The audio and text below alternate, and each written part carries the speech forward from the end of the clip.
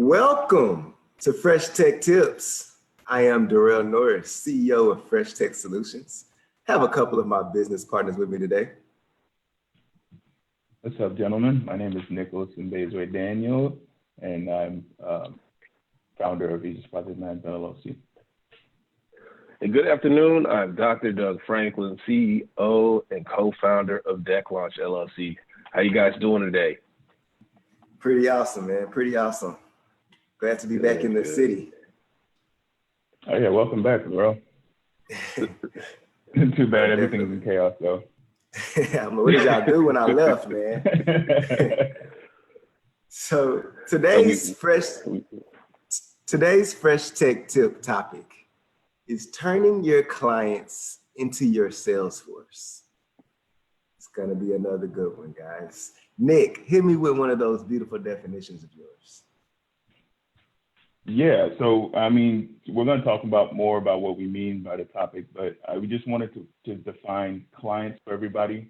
Just really point out that when we say clients, we just don't mean people that you're dealing with currently. We mean your potential clients as well, so people who you're going to deal with in the future, and also people that you've dealt with in the past. So whatever we're talking about, we're going to use the word client a lot. Just know that pool is actually expanded to include people that you haven't interacted with yet, or people that you have or are currently interacting with. And so if there was anything that we could tell you while watching the show, if you were to turn off the show right now and I had an elevator pitch to give you, the reality is that you don't want to always continue to go running for brand new clients. If you can bring your clients back for different services or separate services, or see if their network will become new clients, then basically it's better for you to build this network or this pool of people that you can provide goods and services for, rather than always trying to seek the next brand new thing. Definitely. So there's a couple of points that I want to touch on. Definitely want to get on referrals, testimonials, and white pages and case studies. So let's get right into it, Doc. Let's talk about referrals. Yeah. So with referrals, what we're talking about is for your past clients and your current clients, telling them, hey, let somebody know about our business. If you like our services or you like what we're doing, tell one of your friends. Tell a friend to tell a friend. And the reason why you do that is because now you have someone who can actually talk about your processes and how you treated them in service. And so basically, it's just like sending a salesperson out there, but this specific person might be closer tied to the product or service that you've given, so they're going to be happier to be able to work with you upon your behalf. Yeah, no, definitely. And if you no, go ahead, bro. No, if you do your clients right, if you provide that service that's exceptional, then your client is gonna want to be that salesperson. They're gonna want to turn into your sales force. It makes it easier, and it actually makes it even better for you when somebody's excited about your product that's not you, and had nothing to do with your business. And based on some services that you provided her, that's the best salesman in the world. Yeah, I remember one of the calls we had when the individual, he started the call by saying, yeah, somebody spoke really highly of Fresh Tech, of us, and I remember that feeling, and that was such a good feeling, and also it just made us curious about what we did or who it was and whatnot. So it's really what you want, other people out there talking about you. And while we'll say that another reason why this is important is because you have influence over the way you treat these people. So that's the only way you're going to have influence over what they say about you. So make sure that you are doing the right things. And if you're doing the right things, then you should be able to, get that word out. Yeah, and there's a couple of ways we can go about doing this, right? So maybe you just do an unbelievable job of serving this client, and they just happen to do it automatically. But that's not always what happens. Sometimes you have to incentivize services or commission for your clients. And so, basically you may want to do something really similar to a commission sales opportunity, where you would give somebody, a specific percentage of the sales they make. But also remember, if you have clients and you have some ongoing services, maybe that referral's worth a coupon of 10% off. Or if you know what 10% off of your major services looks like, maybe it's one of the smaller services that you could give back. And so those are some of the things that we've been thinking of, as well as, just going through our services and some of the thoughts that we could do. It's just like, well, if we really start to incentivize the people that we talk to every single day, there's a lot of opportunity we would get, and all we would be doing is spending a little bit of time with some of our minor services. And so if you could do that cost benefit analysis of some of the things that you have, you might as well go for it. Yeah, no, definitely. And we've played with a number of different ways to incentivize our clients. One of them is that we was doing a while back was we was giving out a month of free maintenance to every referral you get. So if your maintenance is $350 a month, and you give us a referral, you don't have to pay your maintenance fee that month. Had one client who was trying to have a whole app for free and just try to give me a new referral every month. So I mean, so it does give that spark, right? It does give them that spark to go be that sales force for you.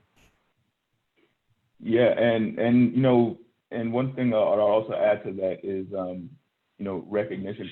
What we're talking about here is a way of rewarding your clients.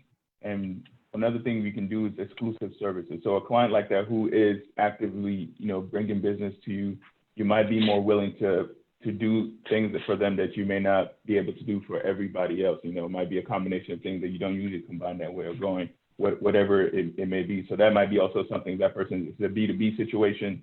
We didn't even talk about bartering here, but it'll be some kind of situation like that where you can provide some kind of value for them giving you referrals. And one of the fun things that Rel just talked about was the whole nature of how he had one of our clients that was going to bring as many referrals until they can get a free app. That kind of process, if you can do it in for your business, is pretty much gamification, where maybe you do set some type of goal that allows you to say, well, if you bring in 10 referrals, then you can get an app or a pitch deck or something of that nature, because people have brought in, you brought in so much to the business. I have no problem with giving back, but it's just like, basically, what do they say, leveling up? It's just like playing a video game. So that's what you'd be able to do, and that's something you could consider for your business. Yeah. One more thing is, sorry, man. So one more thing is that you see on Facebook business pages, sometimes I think they highlight certain users. They'll be like user of the month or whatever. So that is pretty much recognition. And that's another thing that people like to get, in return for doing something good, just being recognized, showing gratitude to them on a public platform, maybe a reverse tribute, if you would say. Yeah, no, definitely. I love that. And the gamification is so important, especially in today's world. I just had a whole podcast about gamification on the Winning News. Shout out to the Winning News and Chase. But let's get to this next topic because I'm excited about this one. Let's talk about testimonials. Man, this is a big one. Nick, give me another one of those definitions of yours. Definitely. So a testimonial is a formal statement testifying to someone's character or qualifications, pretty much a public tribute about their achievements or their skills or what it is they've done. So I think the key part of that is public, something that you're doing to everybody. You're showing everybody. Yeah. So let's talk about the before we get into the types of testimonials, I want to just kind of hone in on how important this is. And we were talking about testimonials, that includes reviews, video testimonials. So yes, that's what we're talking about here, but it's so important. And I always say we try to practice what we preach, and we're still a work in progress. This is one of the things that we're really trying to work on right now, asking for testimonials, asking for reviews. It's not, I don't know what's wrong with us business owners, but it's hard for some of us to ask for reviews and testimonials. And if you don't ask, you're probably not going to get it. So, I mean, we just have to do better as business owners and start asking for these things. Yeah, and this is definitely something, I'm sorry, I know you were not done. Go ahead. No, go ahead. No, I was gonna say, this is something that you definitely see a lot in like new crop of entrepreneurs, definitely in the more marginalized communities, those businesses, when you go on reviews on wherever platform it is, or any kind of customer review, it's usually not bad, or there's not a lot of reviews, almost seemingly like there's no effort or enough importance being put on those things, because, and we're going to talk about it more, you could definitely be interacting with these reviews or these testimonials. So that's the next step that goes into that. So if you don't have enough testimonials, it's probably because you're not interacting with your customers. And if that's the case, then you're a leg behind. Yeah, and the reality is, if we haven't learned anything from what the World Wide Web and some of the things that we do on the internet now tells us, is that these testimonials and reviews and things of that nature are crazy important. When someone tells you to download an app, what do? You go look for the stars, you look for the comments. When you get an Uber driver, what do? You look for the stars, even if you can't see the comments. When someone has you listen to their podcast, what do they ask you? Always like on all the platforms, even if you listen to one, and then give stars. So like this is a real thing and a very valid thing for you to be able to expand your business. And this is right. This goes right along with the topic, turning your clients into your sales force. There's nothing better than having somebody talking about you that's not associated with you. So this is like one of the key ways to turn your clients into your sales force. So just kind of running through the different types. I know we mentioned them, but the main ones I'm seeing are video testimonials. I think those are awesome because there's nothing like video. Everybody loves video right now. The algorithms love video right now. So if you can get a video testimonial, awesome. Make the process easy. If you're asking for written testimonials, written reviews on Google, have your link already in an email. Don't have them search, and make it easy. Make it a one-step process. Hey, here, click this, fill out this review. Or if it's a video, hey, make the process easy. Don't make it overcomplicated, because that's when people stop. We don't want to lose people by overcomplicating things. That's definitely something that we always keep in mind on the app side. Like whenever a customer might say that they want something, or whenever it's a step or a platform for them to interact with their customers, try to make it as easy as possible, as pain-free, because that encourages people to use it. Because when people are going out of their way to give you a testimonial, the last thing they want to do is waste their time or have difficulty.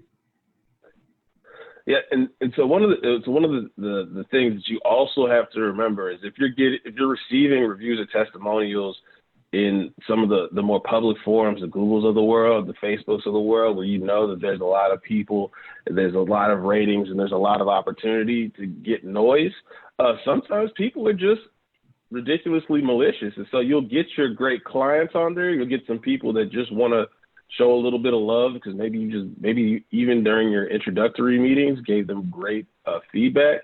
And then you just have some people that are just not necessarily don't necessarily have the best intentions. And so basically if there is a negative comment, which means that you provided somebody with bad service, or just an erroneous comment or a comment that's not supposed to be there, and of those they have poor reviews. The thing that you should always make sure that you're doing is replying to those comments on the Googles of the world, of the Facebooks of the world.